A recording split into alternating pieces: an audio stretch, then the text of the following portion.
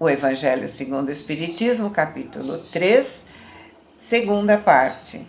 Mundos de expiações e de provas. Então, aqui temos uma psicografia de Santo Agostinho sobre o nosso mundo. Ele diz o seguinte: que direi a vocês dos mundos de expiações e provas que vocês não sabiam, que vocês não saibam? Basta que observem o mundo em que habitam. A superioridade da inteligência em grande número dos seus habitantes indica que a Terra não é um mundo primitivo, destinado à encarnação dos espíritos que acabaram de sair das mãos do Criador. As qualidades inatas que eles trazem consigo constituem a prova de que já viveram e realizaram certo progresso. Ou seja, estamos aqui por direito, por merecimento. Tudo que adquirimos não perdemos, então trouxemos tudo o que conquistamos. E ele continua: mas também os numerosos vícios a que se mostram propensos constituem um indício de grande imperfeição moral. Por isso, Deus os colocou no mundo ingrato, para expiarem aí suas faltas, mediante penoso trabalho e miséria de vida, até que tenham merecido subir a um planeta mais feliz. Entretanto, nem todos os espíritos que encarnam na Terra vão para aí em expiação. Então, já falamos agora há pouco, né? Nem todos que estão aqui estão nos presídios, ou nos hospícios, ou no sofrimento, né? Alguns vêm com o intuito de ajudar. E aí ele diz: as raças que vocês chamam selvagens são formadas de espíritos que apenas saíram da infância e que, por assim dizer, se acham na Terra em curso de educação, para se desenvolverem pelo contato dos espíritos mais adiantados. Vêm depois as raças semi-civilizadas, constituídas por espíritos em via de progresso. De certo modo, elas são raças indígenas que aí na Terra se elevaram pouco a pouco em longos períodos seculares, algumas das quais puderam chegar ao aperfeiçoamento intelectual dos povos mais esclarecidos.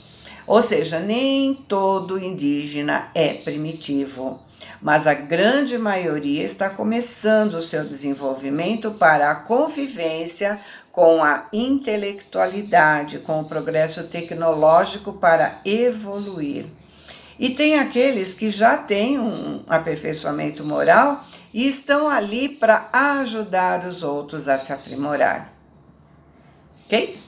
Os espíritos em expiação na Terra são exóticos, estrangeiros, né? Se podemos assim nos exprimir. Já viveram noutros mundos, donde foram excluídos em consequência da sua obstinação no mal e por serem motivo de perturbação para os bons nesses mundos.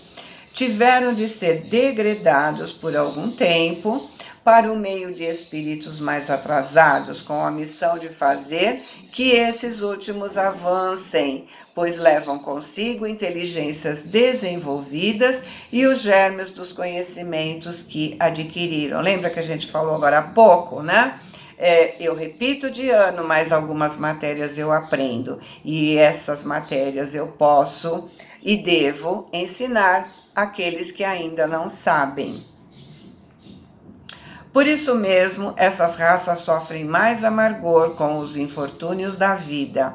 É que há nelas mais sensibilidade que as raças primitivas, sendo, portanto, mais provadas pelas contrariedades e desgostos do que as raças primitivas, cujo senso moral ainda não existe. Então, entendemos o mito do paraíso perdido, ou seja, temos saudade do que tínhamos no outro planeta.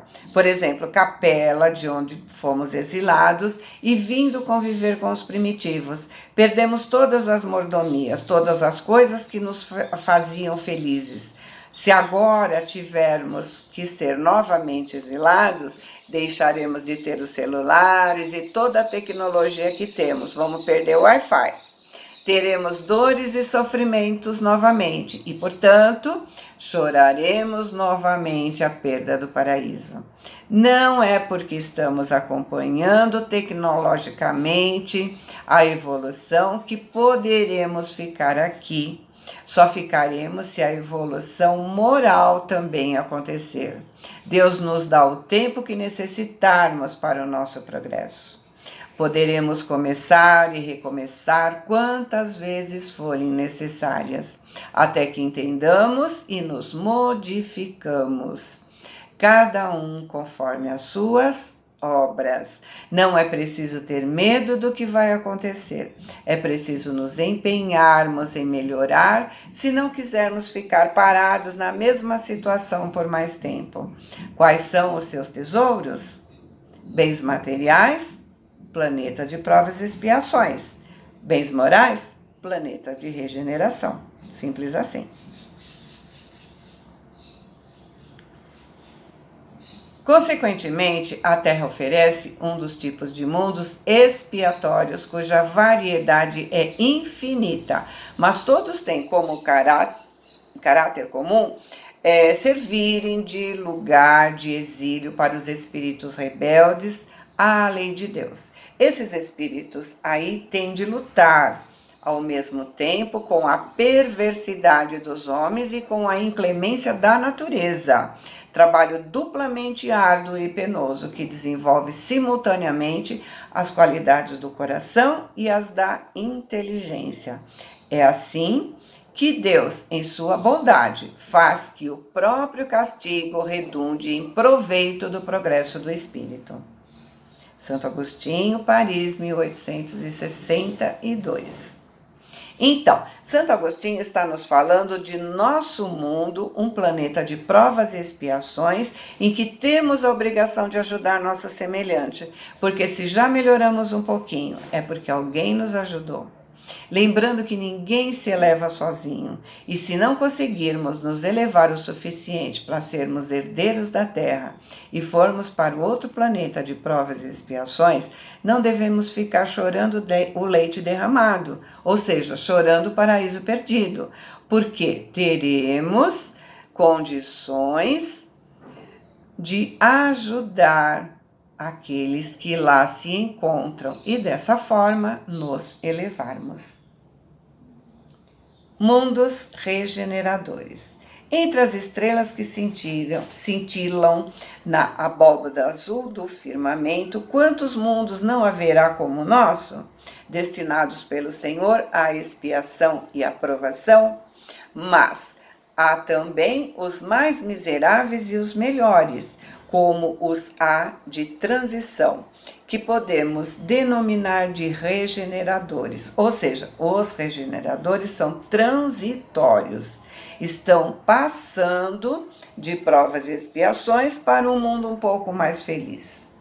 Cada turbilhão planetário se deslocar no espaço em torno de um centro comum, arrasta consigo seus mundos primitivos de exílio, de provas e regeneração e de felicidade. Cada turbilhão planetário, ou seja, cada galáxia, tem em sua órbita todos os tipos de planeta, os primitivos, os de provas e expiações, os de regeneração e os mais felizes. Já foi falado de mundos onde a alma recém-nascida é colocada, quando ainda ignorante do bem e do mal, mas com a possibilidade de caminhar para Deus, senhora de si mesma, na posse de livre-arbítrio. Também já foi dito que a alma é dotada das amplas faculdades para praticar o bem, mas há as que sucumbem, e Deus, que não as quer aniquiladas, permite que elas vão para esses mundos onde, de encarnação em encarnação, elas se depuram, regeneram e voltam dignas de glória que lhes foi destinada. Os mundos regeneradores servem de transição entre os mundos de expiação e os mundos felizes. A alma que se arrepende encontra neles a calma e o repouso e acaba por se depurar. Ou seja, o mundo de regeneração é onde podemos limpar a sujeira que fizemos no mundo de expiação e podemos descansar para irmos ao mundo mais feliz. Sem dúvida, em tais mundos, o homem ainda se acha sujeito às leis que regem a matéria. A humanidade experimenta as sensações e desejos, mas está liberta das paixões desordenadas de que são escravos, isentas do orgulho que cala ao coração, da inveja que a tortura, do ódio que a sufoca. A palavra amor está escrita em todas as frontes. Perfeita equidade regula suas relações sociais. Todos reconhecem Deus e tentam caminhar para Ele, cumprindo as suas leis. Mas, nesses mundos, ainda não existe a felicidade perfeita, mas a aurora da felicidade. Por isso nós sabemos o que é felicidade, né? É só termos, e aí nós só temos momentos de felicidades. O homem ainda é de carne e por isso sujeito às vicissitudes de que, libertos, só se acham os seres completamente desmaterializados. Ainda tem de suportar provas, porém sem as pungentes angústias da expiação, ou seja, sem a rigidez da expiação. Comparados à Terra, esses mundos são bastante felizes e muitos dentre vocês se alegrariam de habitá-los, porque eles representam a calma após a tempestade, a convalescença após a doença cruel, mas menos absorvido pelas coisas materiais. O homem divisa o futuro melhor do que vocês. Compreende a existência de outras alegrias quando a morte tiver ceifado os seus corpos novamente, a fim de lhes dar a verdadeira vida, ou seja, o desencarne vai ser menos traumático, vai ser mais natural, porque teremos mais compreensão da verdadeira vida, teremos mais contato com o mundo espiritual. Então, liberta, a alma pairará acima de todos os horizontes, não mais sentidos materiais e grosseiros, somente os sentidos de um perispírito puro e celeste, aspirando às emancipações do próprio Deus, nos aromas de amor e de caridade que do seu seio emanam. Mas nesses mundos, o homem ainda é falível e o espírito do mal não perdeu completamente o seu império. Então, o mal não domina mais, mas ainda existe. O homem ainda é falível, portanto está sujeito a cair, está sujeito a errar. Não avançar é recuar. E se o homem não tiver se firmando no caminho do bem, pode recair nos mundos de expiação, onde, então, novas e mais terríveis provas o aguardam. Então, o fato de estar no mundo de regeneração não dá o direito de se deitar em berço esplêndido. Ok? O mundo de regeneração, o mal existe e ele pode cair, né? O homem pode cair se não se mantiver no orai e vigiai, na sua proposta real de evoluir. Contemplai, pois, a abóbada azul da noite, a hora do repouso e da prece, e das inúmeras esferas que brilham sobre vossas cabeças. Pergunte a você mesmo quais as que conduzem a Deus e pede que um mundo regenerador abra seu seio a você após a expiação na terra. Então, essa foi outra mensagem de Santo Agostinho, Paris, 1862. Então, o que ele fala? Olha para essa infinidade de planetas, visualize os de regeneração e peça para ir para algum deles. Já sabemos que um deles é a Terra e a pandemia já nos parou para aproveitarmos o tempo para nos modificar, para podermos continuar aqui. Precisamos nos modificar muito, porque o planeta, como ser vivo que é, está mudando e só ficaremos nele se formos dignos da mudança dele. Progressão dos mundos. O progresso é lei da natureza, e essa lei todos os seres da criação, animados e inanimados, foram submetidos pela bondade de Deus, que quer que tudo cresça e prospere. Prospere, eu falei o quê? Prospere. Acabamos de dizer, né? A Terra, como ser vivo, está prosperando, está evoluindo. É da lei da natureza. A própria destruição, que aos homens parece o termo final de todas as coisas, é apenas um meio de se chegar pela transformação a um estado mais perfeito, visto que tudo morre para renascer e nada sofre o aniquilamento. Quando não conseguimos entender que a Terra está evoluindo porque está sofrendo tanta destruição, devemos lembrar que junto da lei da evolução existe a lei da destruição. Então, ela está sendo destruída para que com essa revolução da Terra a semente possa germinar de uma forma mais forte. Lembra que quando podamos a árvore, ela se fortalece. Ao mesmo tempo que todos os seres vivos progridem moralmente, os mundos em que eles habitam progridem materialmente. Quem pudesse acompanhar o mundo em suas diferentes fases, desde o instante em que se aglomeraram os primeiros átomos destinados a constituí-lo, veria esse mundo percorrer uma escala incessantemente progressiva, mas de graus imperceptíveis para cada geração, e oferece aos seus habitantes uma morada cada vez mais agradável à medida que eles próprios avançam no caminho do progresso.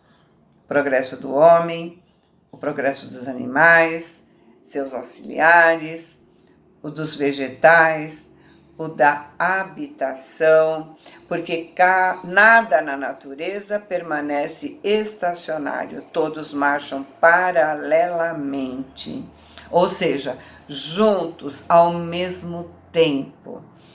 Quanto essa ideia é grande e digna da majestade do Criador, quanto, ao contrário, é mesquinha e indigna do seu poder, a que concentra a sua solicitude e a sua providência no imperceptível grão de areia, que é a terra, e restringe a humanidade aos poucos homens que a habitam. Ou seja, a ideia do progresso é digna do Criador, e o contrário, ou seja, aquele que está na materialidade, que acredita que tudo acaba com a morte do corpo, que o animal é para ser escravizado, para ser comido, que pode destruir tudo, o ar, as matas, os rios, etc., né? Esse está indo contra a lei do progresso. Seu caminho é o de um planeta de provas e expiações. Segundo aquela lei, este mundo esteve material e moralmente num estado inferior ao que hoje se acha e se elevará sob esse duplo aspecto a um grau mais elevado. Ele está chegando a um dos seus períodos de transformação, em que de mundo expiatório se mudará para planeta de regeneração, onde os homens são felizes porque nele impera a lei de Deus. Essa é outra mensagem de Santo Agostinho, Paris, 1862. Então, André Luiz, em suas obras, né, ele mostra vários planos. Vale muito a pena ler e reler seus livros se queremos trabalhar o nosso eu. Boa semana, fiquem com Deus, amo vocês.